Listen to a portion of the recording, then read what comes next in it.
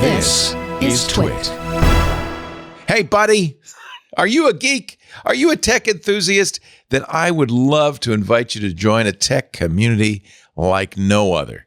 You can gain exclusive access to our incomparable quality tech content with Club TWiT. As a member, you'll enjoy all TWiT TV shows ad-free. Plus, access private video feeds for insider shows like iOS Today, Home Theater Geeks, and so much more.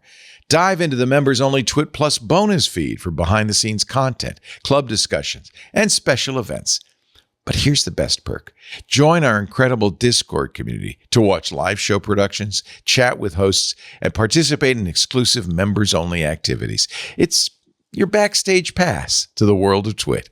Whether you're a tech enthusiast or a lifelong learner, Club TWiT elevates your knowledge while entertaining your interests. Get 2 weeks free when you sign up now and unlock unparalleled access at twit.tv/clubtwit. That's twit.tv/clubtwit. And from the bottom of my heart, thank you and welcome to the club. Hello, everybody. I don't know what it's like. And now we begin. Hello. It is time for our regular monthly photo time with Chris Marquardt, my favorite photographer. I shouldn't say that because I have so many favorite photographers. One of my favorite photographers. One I have known longer than almost anybody else. He is at discoverthetopfloor.com. You just completed your Eastern European tour, huh? I did. I just returned a couple of days ago. And it was fun. Nice. We drove all the way from Berlin to Transylvania. Wow. In an electric vehicle. So that went well. And any funny looks because you were driving a Tesla? Did you get any funny looks? No. And of course I have like the stickers on it and the bumper stickers and stuff. So I'm expressing my... You have bumper stickers that say, I don't know this Elon guy. Yeah, sort of. He's not, with a certain crowd in Germany, he's not very popular because he kind of weighed in on the German elections and made a few enemies there. But that's neither here nor there. When it comes to photography, it's an ecumenical world. It got us from A to B to C to D to E to F to all the different places. That's all that matters. And so we were in Berlin, Dresden, in Prague, in Vienna, in Budapest, and fun. In a few different places in Romania. Now you've got a new one you're working on. It's not yet on the website, but you can get a preview here. You're going to do the Christmas markets in Alsace. Yes.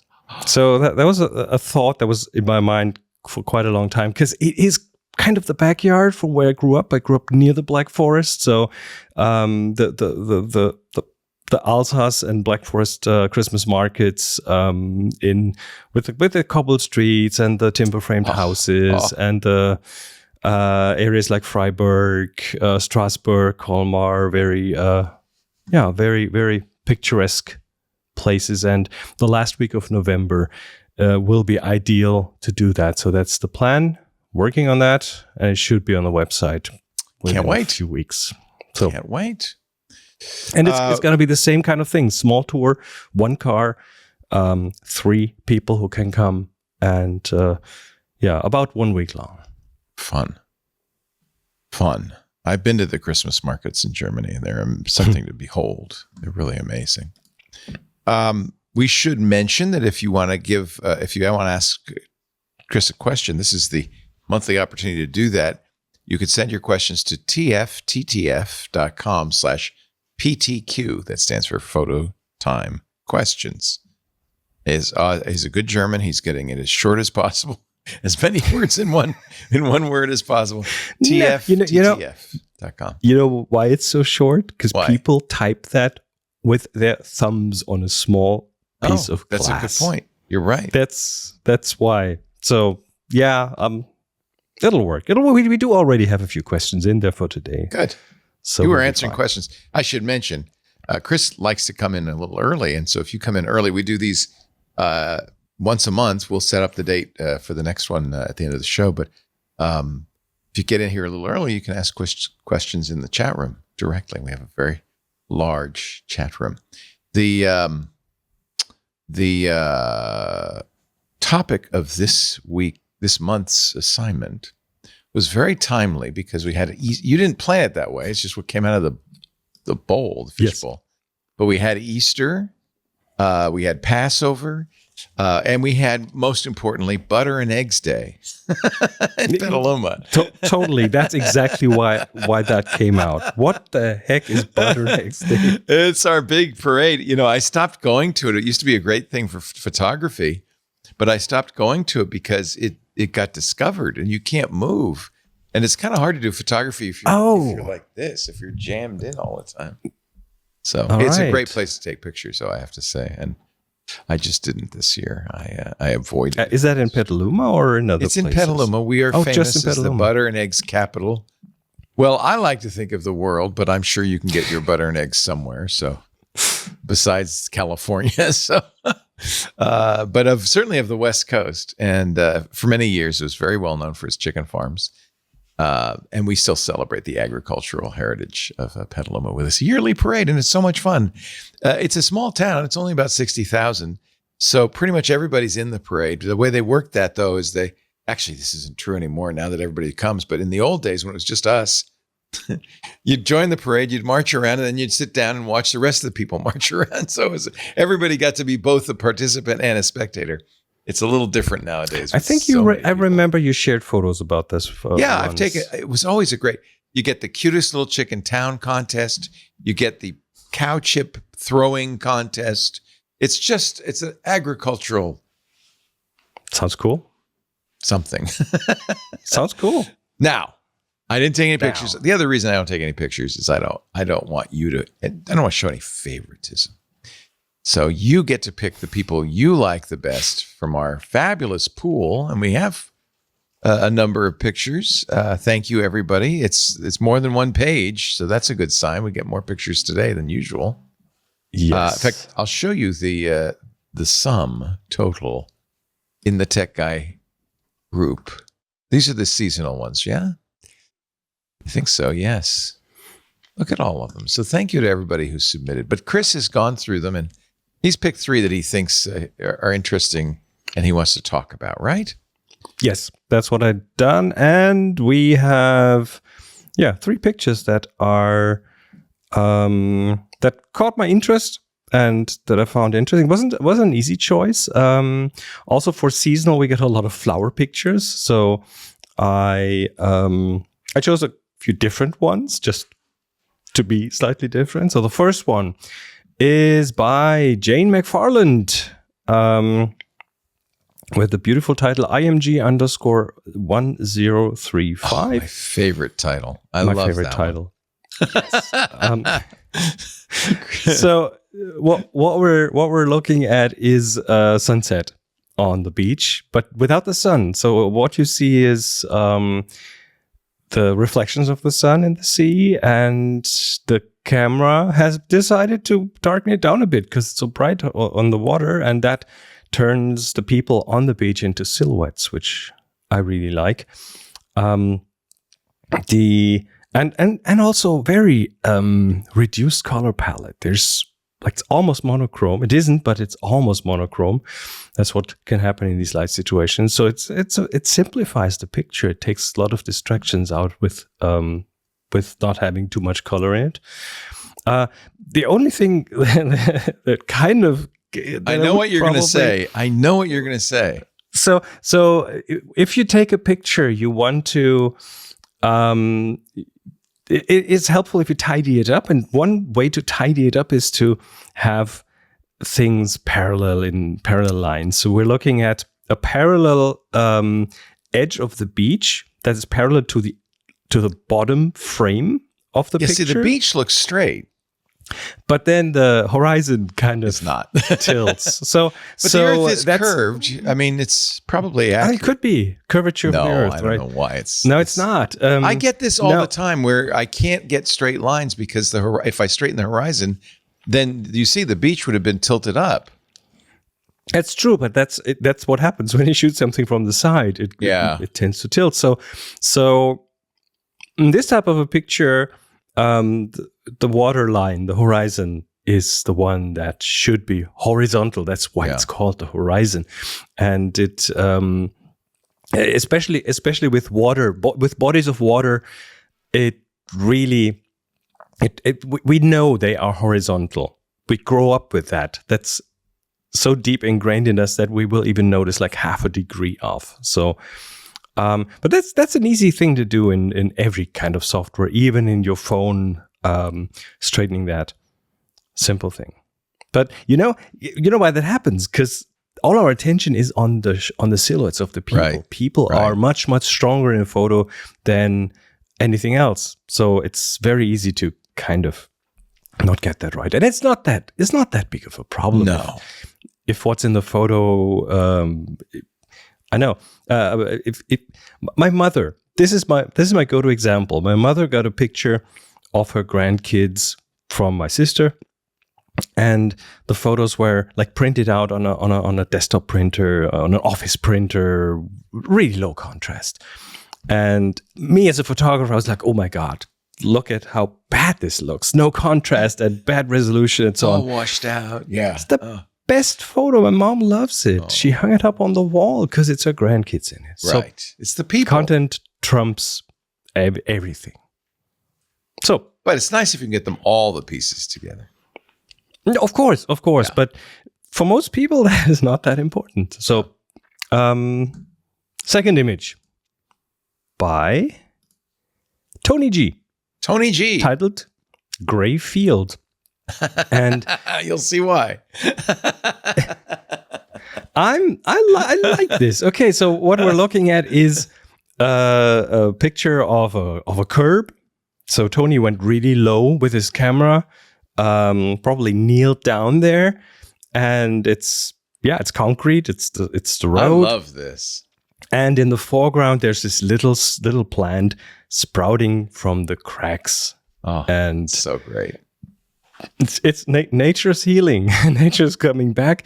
It's a night photo, which makes it interesting because the background is dark and the foreground is lit by streetlights. But it doesn't immediately register that it's a night photo, because it would have, let's say, 20 years ago, would probably have registered right away, because our streetlights were different back then.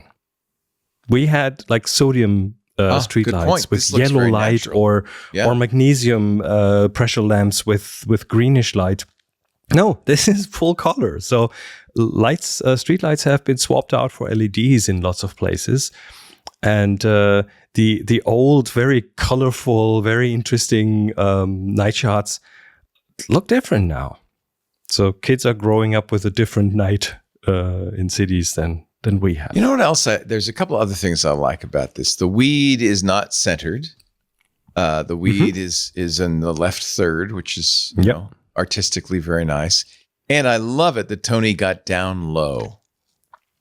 Something I always the perspective is amazing. Yeah. And also, this photo has a foreground. A good foreground in a photo is worth a lot. Yeah. And by just going close, he created a foreground in the picture. Yeah.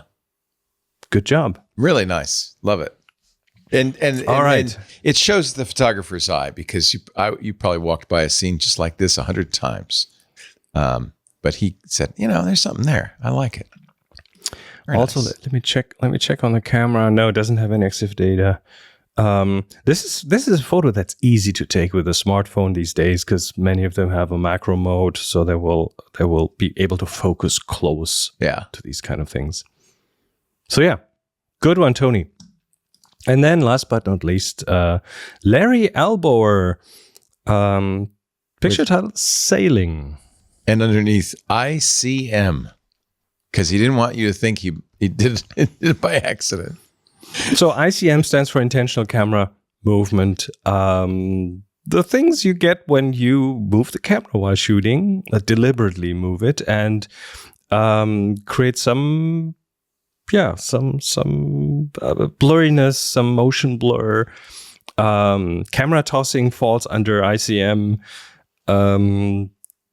I have plenty of UCM photos where they're unintentional, but then sometimes I pick one out because I like it.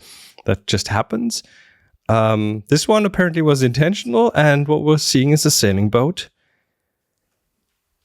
on the sea with some waves and some background, and everything is in motion. And the way Larry did that is he moved it so it supports the motion of the ship, right? It goes in the direction of the ship moving.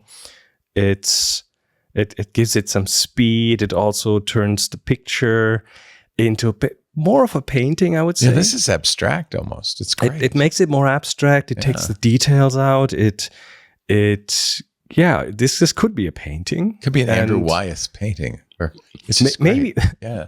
Maybe painters could use ICM photos as like templates to work from. Yeah. Yeah. So, Love it. Good job, good idea, and good execution. 3 excellent shots. Thank you to all the submissions. Really nice stuff. I have to find out now because Out of Sync in our chat room is saying if you go to google.com and search Dutch angle, somebody had mentioned that first photo, there was a Dutch angle in the photo in the scene. You know where the word Dutch angle comes from? No. It comes from the early German cinema, where they started to go weird in some ways, including tilting the camera. Right. So it was a Deutsch angle. Oh, it's a Deutsch angle. And Dutch angle is a mistranslation. Isn't that funny? Yeah. It's not a Dutch angle. So let me just do this German search. angle. I don't know if something strange is going to happen. Yeah. The search results are slightly tilted. But it's Google, a Deutsch angle, not a Dutch angle. That's a very nice piece of trivia there. Isn't it making you queasy looking at this Google page with its? I want to tilt my monitor it's now. So funny. Slightly. You see, I mean, it's a good illustration of why it's like a flat note on the keyboard. It's intentionally building tension. It's like so the Dutch angle.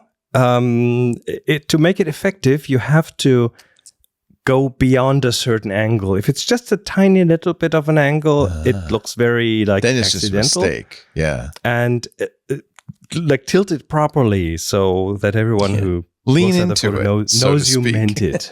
Yes. Well, thank you to everybody. So many great images, and there were 31 of them this month, which is wonderful. And you can see all the other ones, not the rejects, just all the other ones that are all fantastic.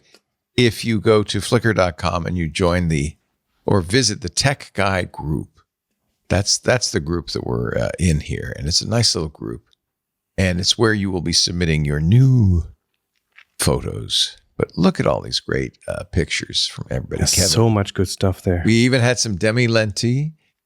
We had Yes. Ryan and Sir something, I don't know. Sir Von Rohr.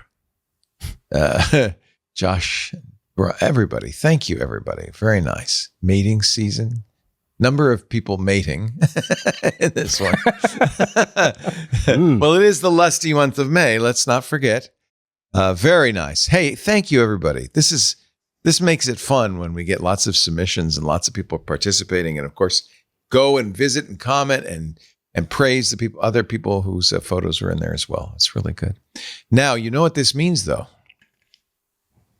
Yep, time for the big old fishbowl. Time to draw another word on the fishbowl. We need a jingle or something for this. It's time for I'll write us a jingle. I'll get Suna to do it. Oh, Here we go. In big letters, he's got a big adjective. Drum roll. Ta-da! Geometric. Oh, speaking of Dutch Geometric. angles, very nice. Yeah, I'm Deutsch angle. holding it at an angle. So there you go. Geometric. So you know how this all works by now, I'm sure. Take a picture, an image illustrating the concept, the word, whatever geometric says to you. And as you can see, it's pretty lenient in terms of its interpretation. And if you find an image you like, you can submit it to our Flickr group, FLICKR.com. It's free to join Flickr. It's a great photo sharing site. And we've had this Tech Guy group forever and a day. I mean, this is incredible. Let's just go to the group and you can see. This is by far the biggest group I'm part of. It's amazing. There are 14,000 members, almost 8,000 photographs, and of course the wonderful moderator Renee Silverman, who does such a good job, will accept your photo. You can submit up to one a week for the next 4 weeks, so up to 4 photos illustrating the word or concept geometric. Do us a favor though, when you upload it to Flickr, tag it TG for Tech Guy Geometric. One word, TG Geometric. That way Chris and Renee will know it's for that month's assignment. And we can take a look at them and we'll talk about them in a month. Renee does a lot of stuff in there, including some stuff in between times, and there's great discussions going on there. I highly recommend if you're not yet a member of Flickr, join Flickr and then join the Tech Guy group. We've been doing this since 2007. That's a long darn time. That's a long time. Long darn time. Almost as old as YouTube. I feel old. Well, thank you. Those are some wonderful pictures. Really appreciate it. The other thing we like to do, Chris likes to do in our photo time, is take a look at the photography news. Yeah, I only picked 3 today because during the Eastern European trip, I didn't have much time to check for the news. So you were kind of busy. But I found 2 and one with a bit of food for thought. First one is the ELT, the extremely large telescope in Chile, is now had a milestone in its construction. They now have the dome on it, which is kind of a very important point in time, and they celebrated that, and an engineer of the European Southern Observatory named Eduardo Garces or something along those lines took photos of the construction back in 2023 and then again on April the 12th, 2025. And it's not just a photo of the construction, it's 2 very spectacular photos because he went to a spot 14 miles away. What? From that, 23 kilometers, and used a very long lens to photograph a silhouette of the construction on the top of that mountain with the sun rising behind it. Holy cow. And that is just amazing. There's even a short video on that page that shows you the... You need a photographer's ephemeris to know exactly. Go further down. There's another video down there. We talked last month about this amazing telescope. Here we go. Yes, the Rise and Shine video. It's just a short time lapse of the sun rising behind the construction. If you're going to go all the way out there, you might as well bring a few different cameras. Wow. I mean, it really takes a lot of... Well, first of all, it takes a long focal length to get the sun so big behind something as big as the extremely large telescope building. Wow. And it also takes all good planning, right? You need to know where to be at what point in time to catch the exact spot, and it's really spot on. That's so cool. Yeah, that's the photographer's ephemeris that you've mentioned in the past that you'd need for that to make sure that you can. And we're talking about the ELT will become the world's largest telescope with a mirror with 128 feet diameter. Wow. And I think it costs like 1.4 billion. Is it a true image telescope, or is it doing something else? No, it's a telescope to watch. You'll for see things pictures. Because sometimes they do radio telescopes. No, this is an optical telescope. This is an optical telescope. I'm pretty sure they will use different filters for wavelengths and so on, different camera sensors in there. It's expected to start delivering things in 2028. So nice. We get some good images. Although there's nothing just like the space telescopes. Those things are amazing. Yeah, but can you get amazing pictures of the telescope out there? Maybe not. Not easy, right? Yeah. Good. We'll keep an eye on the ELT. What a great shot. ELT. I mean, they are very inventive. how long a lens that was? That one I think was a 600 millimeters or something. That's not so it that wasn't bad. super long, and it might have been a crop for the video. 14 kilometers away. Miles. 14 miles, 23 kilometers. In the article, it somewhere says that it was a 600 millimeter lens. But a camera with a very high resolution, so there's so you could plenty crop of space it to crop. Yeah, it looks like it might be cropped. Yeah. Cool. What else is going on? I see Hank Green here for some reason. Yeah, the second thing, I came across a video by Hank Green recently that made me think about are we losing our ability to determine if something in video is real or not? Oh, absolutely. Of course we are. Of course we are. And he brings up a good example, which is you might have seen the video of Deep Blue Aerospace, the Chinese rocket landing that exploded. And it was shot in a very cinematic way with the drone circling around it. And it looked very like, it looked almost as if it was fake. Yeah. But it wasn't. Was it real? And it was real, and people commented a lot. Wherever this was posted, a lot of people commented, "This is fake." But he did the exercise to determine if it's really there by looking at other sources and other angles, and he found other recordings from land, from different spots, which kind of shows you, oh, look at that! It was an actual real thing. Okay, so. He talks a bit about like the importance of reliable references of what things you might be able to do, because the photo, not too long ago, the photo used to be the shortcut to truth. If you had a photo of something, pictures, it was very or it likely didn't that happen. it happened. Yeah, pictures exactly. or it didn't happen is the old saying. Yeah, and that shortcut is going away, and also our let's say AI detection senses are not really that reliable anymore.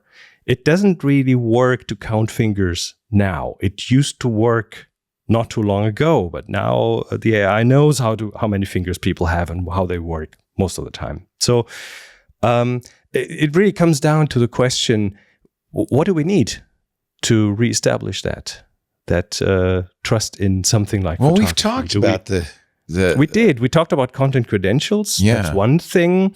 But the other thing is, of course, the things that we already have or had, and those are the different institutions, the press and so on, or other institutions.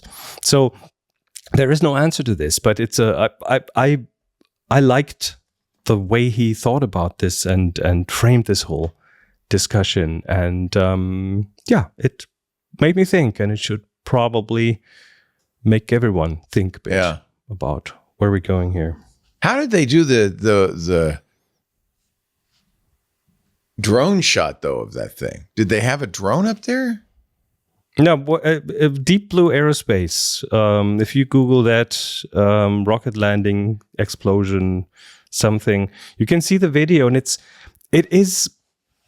an FPV drone. And a very skilled drone photographer. Oh. And that drone was really close. And it looks cinematic. Right. And that's why people said, oh, it can't be real. It looks cinematic. Also, it's shot with a higher frame rate because it's easy to do that now. And then if you play it down slower, that's the video. If you play it down slower, then it will look like an artificial slow-mo of sorts. It looks like it's very clean. It's straight out of... Here, I'll turn the sound off. But it looks like it's straight out of Star Wars. It looks like a video game. Yeah, that's right. And that rocket. Then they turned off the See how the and then the they did it things in come slow flying. motion. See, doing it in slow motion makes it more cinematic, right? And it triggers a lot of like alarm bells in people's minds, Right. like, oh, it looks like it's produced. It looks like simulated. it's artificial. Yeah. And here's the longer version of it. Yeah. Wow. That totally looks fake. I would have sworn that was faked. Now, one interesting point here is if you see the buildings dipping out and back into the video. Yeah. That's not an AI production because those buildings stay where they are. They look exactly the same, and AI cannot do this at this point. So that at this point, yeah. That's like the number of fingers. Looks like weird. a 360 or what do you call it? Yeah, 360 camera, but reframed. Because like probably. Yeah, that's what my my friend. In fact, as soon as you mentioned this, I got my I got my new Insta360 out. Mm-hmm. Anthony was the one who introduced me to that. Was Anthony Nielsen, our great creative director, because we did a commercial where I thought it was like there was a drone, but what he did was he had the 360 on a really, really long tripod, and it does end up looking just like a drone shot. It's in case of that rocket, you'll still have to move it around the rocket, though. So there is I don't know, definitely a very skilled drone pilot there. A 360 and many cameras probably stitched together, but it does have that effect. This is the new X5 that just came out, and Anthony was very interested in it, and I said, I would let you know, Anthony, the image quality is much better. They have really improved it. Yeah. Definitely looks like that. It's really incredible. Yeah. Very happy. I have, if I can find it, I will show you some video. I can't remember where I put it. That's the only problem with 360-degree cameras. It takes, they're not that useful really, because you can't put it in a photo album. You can't put it even on a web page. Well, they are useful if you then pull out a regular 16:9 video and maybe have the AI in the camera or in the editor help you frame the right things. It does have AI now in the Insta360 editor, and it does a pretty darn good job of picking the perspective and the angle to use. So yeah, I'm very pleased with it. It's quite a nice little camera. And that's probably how they got some of that footage anyway, from the deep blue explosion. Probably. What else in the news? Last bit of news is we have a new color. It's called Olo. But you can't just go out and look for it. No, you can't. Okay, so this is a couple of weeks old, but I found it slightly funny. So scientists claim that they've discovered a new color that no one has seen before. And I guess no one will pretty much see. But the thing is, and they call it Olo. And what they did is they did some experiments and stimulated single cones in the retina with lasers in a very specific way, with pulse lasers, in a way that our vision doesn't work that way. Okay, so when we look at something, it never happens that a single cone is stimulated. It's always a bunch of them, and then together that generates a signal that the brain interprets as a color. But by stimulating like individual cones in the retina, they say that they can, in principle, send a color signal to the brain that never occurs in natural vision, and it's more saturated than any color we could ever see, in principle. So I guess no one has really seen that color. Well, in order to see it, you'd have to stare into a laser beam. So maybe it's not worth it. This is an approximation of the color. It's interesting, though. It looks very different depending on what screen you look at it. Exactly. The screen will not... you can't do it. Again, it cannot be seen with your eye. It has to be like beamed into your retina with a laser of sorts. It is intriguing, though, to think about how we perceive color. And I've always wondered if blue is the same to you as it is to me, I don't know that. I know that certain colors do not exist. Like yellow does not really exist. I think magenta. I think magenta and yellow are the two colors that are. If you look at the little pixels on your screen, they are like take a macro lens or something and look at those pixels, and you'll find red, green, and blue. Right. There's no yellow. And if you look into the eye, we also have receptors in our eyes for red, green, and blue, and not for yellow. But if you on your screen you turn on red and green, then we'll see yellow. So the yellow is a color that only exists in our brain. It's made from other colors. Same with magenta. And that's why the whole visual system is like one of the most complex things in humans.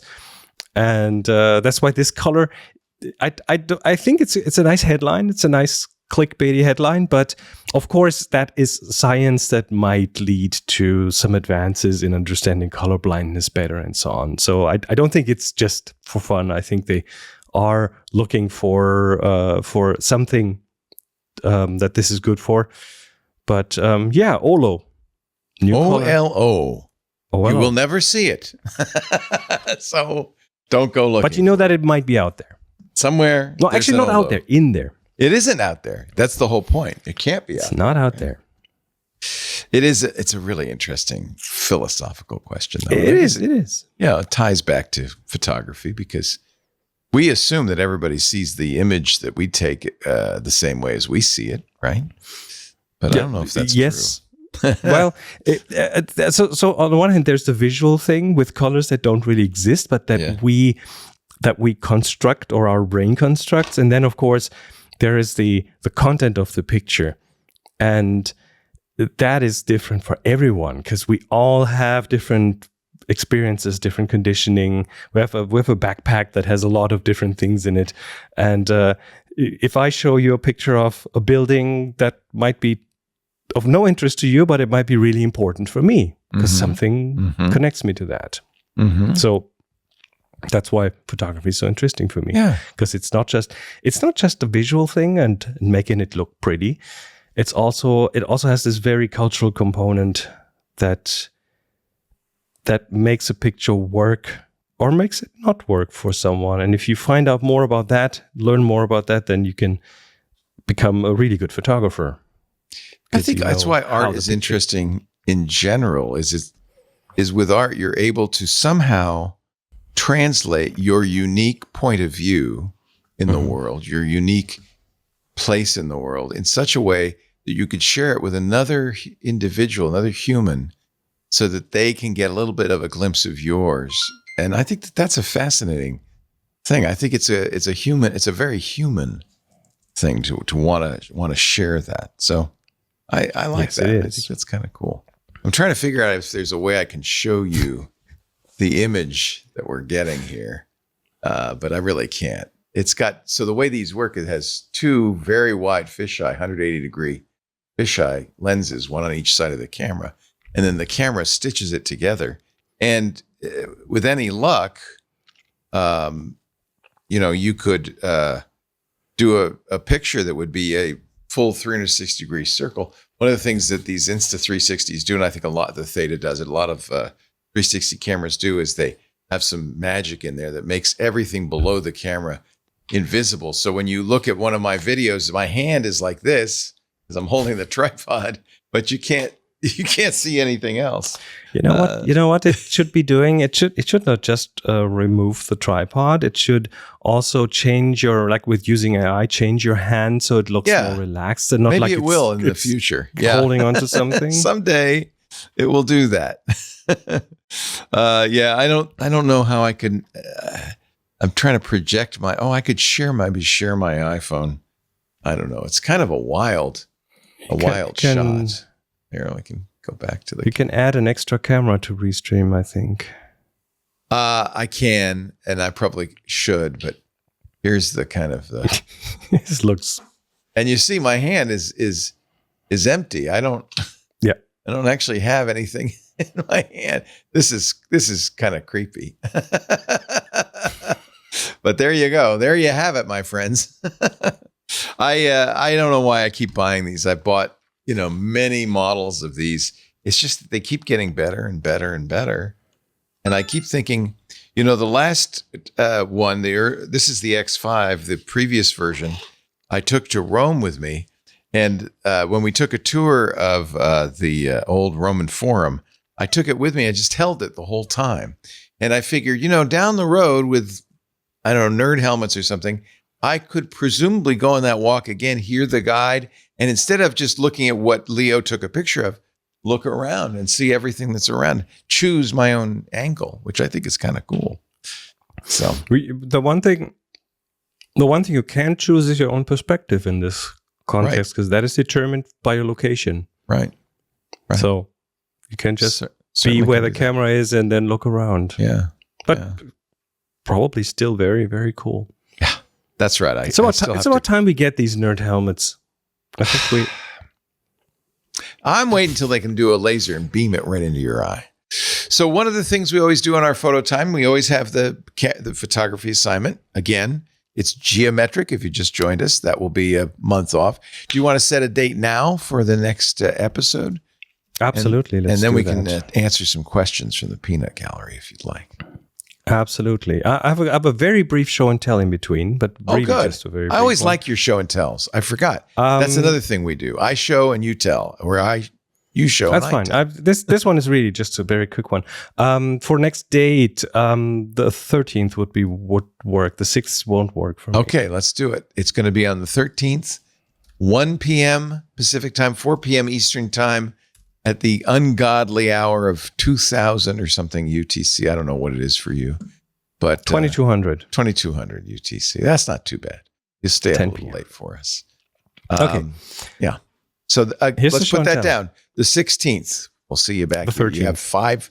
Did I say for 16th? 13th. The You have 13th. 5 weeks now to take your geometric pictures. Show and tell time. Quick show and tell. And it's not this lens, but you know what a zoom lens looks like. Yes. Right? Yes. You by zooming, you will like extend something. Sometimes it happens in the lens or outside the lens. What we typically don't see is what happens in the lens, as in how these like different packets of lenses move back and forth. And most people probably don't know that there are a lot of things in there moving in different directions when you zoom. So a listener gave me something straight from a lens production facility. And how cool. It's this cage. What So is what we're looking at is it's I hope it translates on the screen. So it's a tube, metal tube. Yeah. It's part of the inside of a zoom lens, and it has all these channels and grooves on the outside that go up and down. And what these are is these hold the individual lens elements inside a zoom lens. So when you rotate the lens, It moves you have them some of them back moving and up, forward. and some of them moving down, Nice. and some of them moving down That's quite steeper. This is very cool. It has to be quite precision engineered too, right? Definitely. This is down to fractions of a millimeter, I'm pretty sure, and it repeats the same grooves 3 times because you will have like 3 rollers that go in these grooves from the lenses. It's just there to kind of give you an idea how amazing. complex the inside It's just amazing. of a zoom lens is, because these lenses in the zoom lens don't all move at the same speed in the same directions. They will do a little dance, and this is what directs this dance, mechanically directs the dance. Amazing. This is a very, very It's cool amazing. little thing. Yeah. So next time you zoom your lens, just imagine things moving weirdly inside. Oh, I was going to play for you. That was not what I was Was gonna that play for was you. it you with your That was me. Paul Holder in our Discord has made us a song for the Dutch angle. Would you like to hear it? This is a AI generated song from Suno.ai. Let's hear it, Paul. Let's hear what you created here.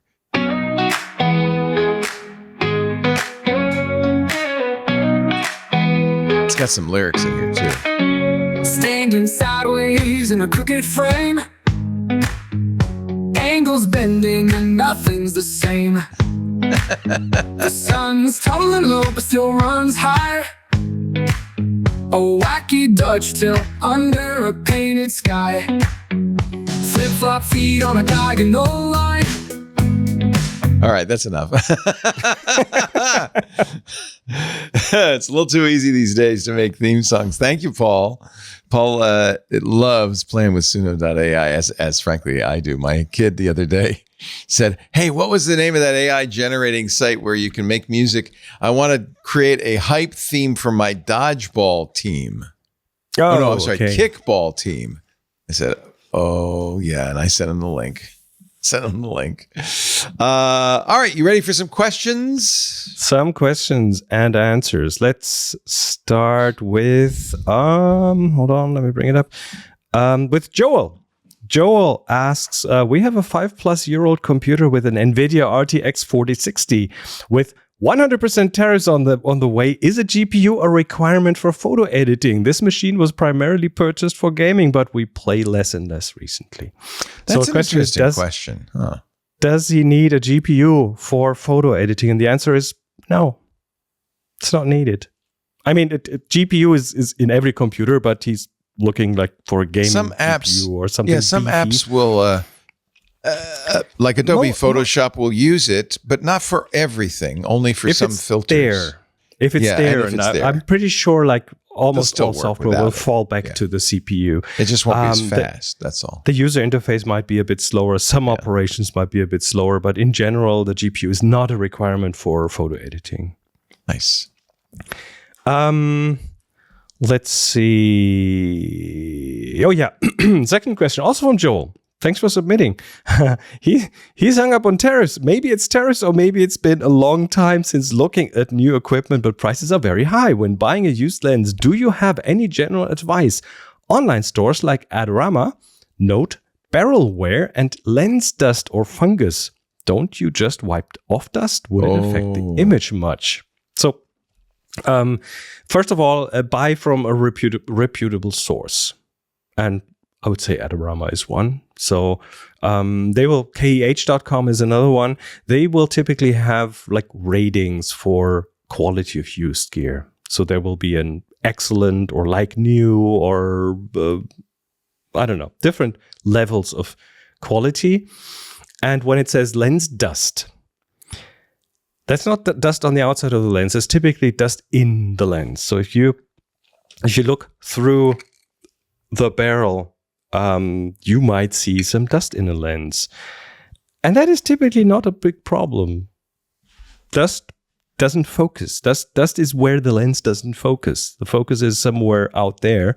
So inside the lens, the dust will pretty much guaranteed not show up on a picture. So that's not a big issue. If it says fungus, that is fungus in the lens elements. Sometimes you will have lens elements that are glued together inside the lens for some specific optical purposes.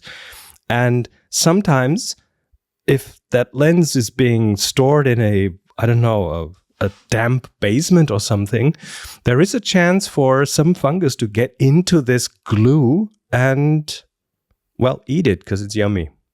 So that's something that's virtually impossible to get out. I wouldn't buy a lens with fungus, but some dust in the barrel, not a big deal. Yeah, you have to be careful with used lenses or really old used lenses and fungus. You're right. If you buy it from a responsible, if you buy it from a good source, you can usually return it if it's not good. Yeah. So, question by Demilente. Oh, our favorite Demilente. Which, let's see, when using Darktable, the export function has a slider that is labeled quality. Since most images are viewed on mobile devices, is there a minimum value that you would recommend to save storage space? We follow the 3-location method, home, not home, and multi-format, but storage is getting cumbersome to deal with. Yeah, PS, we don't consider Flickr a storage location. Yeah, it's not a image storage location. It's not full presentation location. Originals. I use SmugMug though. They, for a fee, will let you store originals on SmugMug. So some places do, I guess. Yeah.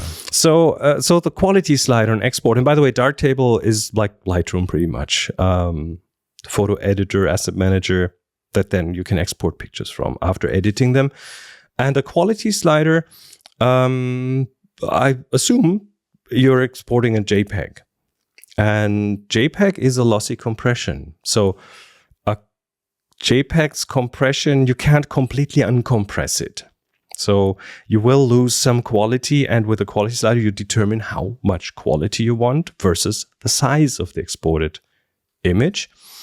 And that does often depend on the destination. Where is that photo going to be shown? So if you know that this photo is usually not bigger than a smartphone screen, then a lower quality is not a problem.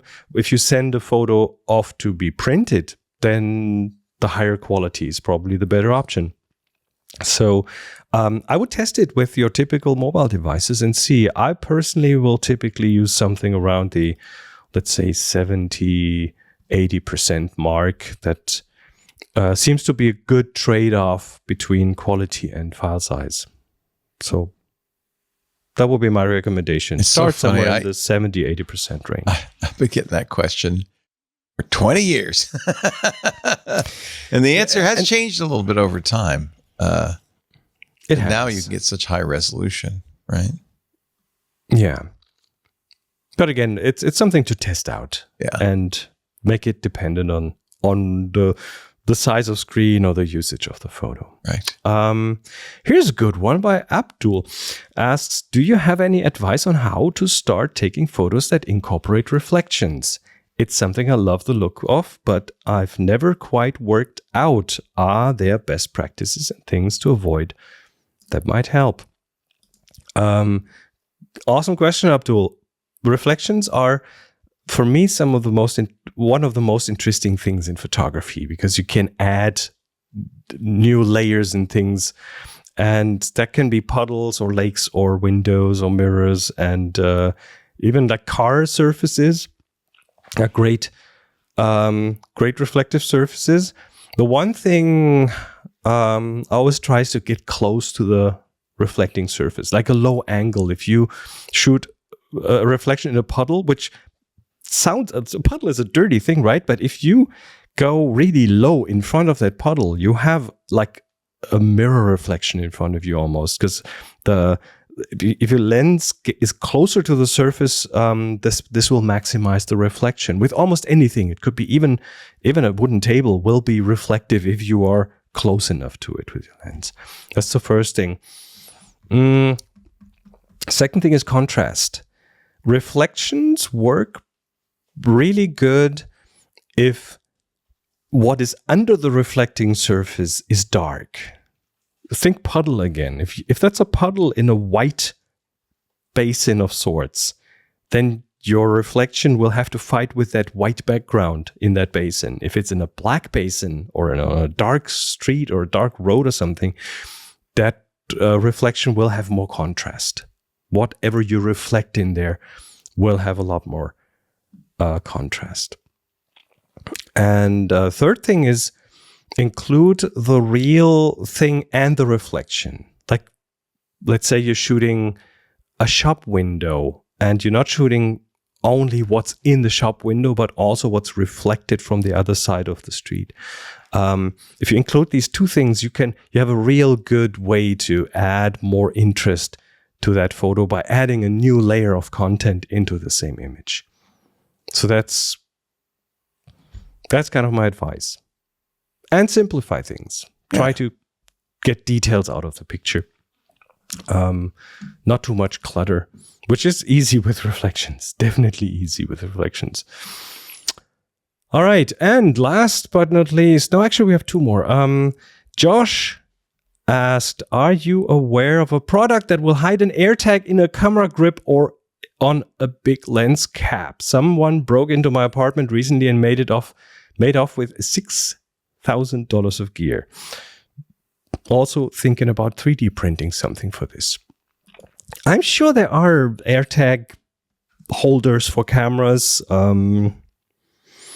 but I'm not using any. I have an AirTag in my photo bag, and it's kind of stashed away, so it's not easy to find in there.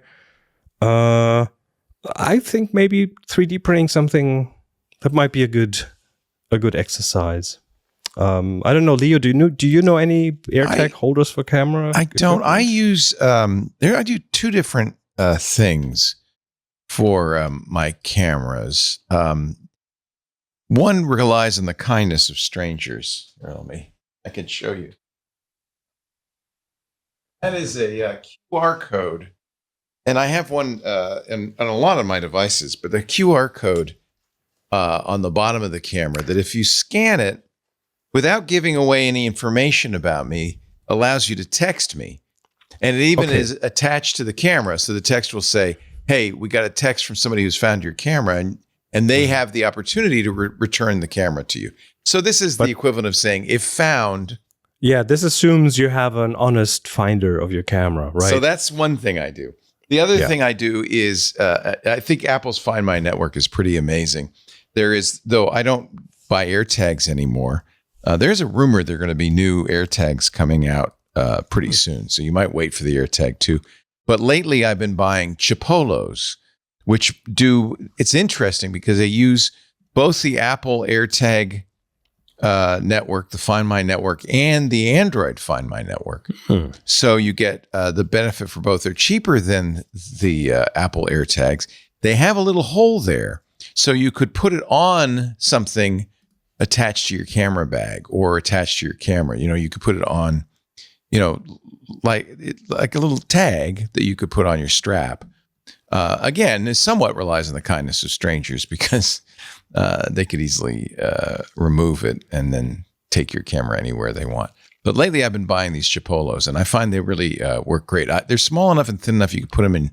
I put them in my hat band and places like that. And it is a replaceable battery, just like the AirTag. They do quite well. They cool. don't do UWB. Somebody in the chat room's reminded me they don't do UWB, so you can't aim your phone and say you're getting closer, warmer, but you'll know roughly where your camera is. So they use Bluetooth mainly. Yeah, I guess. And actually, I think that the UWB is coming, but for right now they don't. But so I have the Chipolo app and the AirTag app. And yeah, if you're worried about leaving your camera in the seat cushion of your sofa, then you might want the UWB so you can say, you're getting warmer. But I think for most of us, it's just, I have the AirTags in my luggage and stuff. It's just knowing where it is. Is it on the airplane? Is it in the, baggage handlers? Yeah. Is it in somebody else's house? Those are the most valuable things. The Chipolos are cheaper and they're a little more robust and a little thinner. So I have a lot of those. And I use AirTags too, but I like the Chipolos. All right. And that was the questions. Thanks everyone for submitting. Good questions, all of you. It's too bad cameras don't have Find My. I think everything I've seen some e-bikes that have Apple's Find My built into the e-bike. I think more and more things should just have that technology built in. Chipolo is one of the first third parties to support that network. One camera that I own does have Find My. Really? Oh, yes, that camera. Right? The iPhone.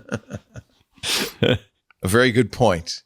Chris Marquardt is at discoverthetopfloor.com. That's where you can go to discover those wonderful workshops that he does, including the Alsace. Well, it's not there. It's not on the website yet, but it will be. So keep an eye peeled for that. It will be. The Christmas markets trip, which would be a lot of fun. He also does coaching. And he has many books, including, as I mentioned, the wide angle photography book, which I love, the film photography book, which was very expensive for me, but I love it as well. And his pictures and so forth, which are wonderful, can all be found at discoverthetopfloor.com. Anything else you want to mention, Chris? Nope. I'm good. Thank you very much for. Oh, I love doing this. As you know, I'm an avid amateur photographer, and it's an opportunity. Geometric should be a lot of fun. I think we're going to get a lot of brutalist photos and things like that. Possibly. We know. We'll see. We don't know. And maybe even some Deutsch angles. Possible too. Yeah. You never know. Thank you, Chris Marquardt. Great to see you. Have a wonderful day, wonderful evening. Thanks to all of you, and thanks especially to our Club TWiT members who make these special events possible. These are for you. We do these for you. We do them Of course, we stream them live so everybody can watch them. But if you want to watch it after the fact, you need to be in the club. These are on the TWiT Plus feed. $7 a month, $84 a year. Not only supports doing content like this, but all of our content. It's now 25% of our budget.